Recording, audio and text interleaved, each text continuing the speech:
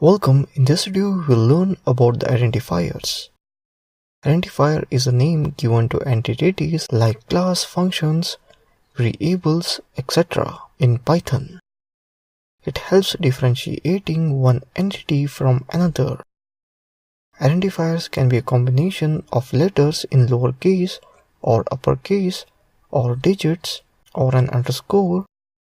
Name like my class variable 1 and print this to screen all are valid example.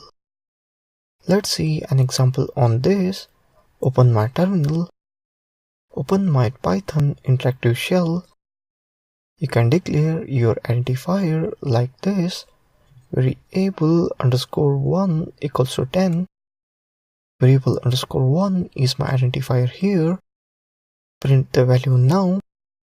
An identifier cannot start with a digit. One variable is invalid, but variable 1 is perfectly fine. Here you can see that one variable is wrong and variable 1 is correct as I'm showing here. Keywords cannot be used as identifier. You can see that global is my keyword and I cannot declare as identifier here. We cannot use special symbols like apostrophe, hash, dollar, percentage, etc. in our identifier.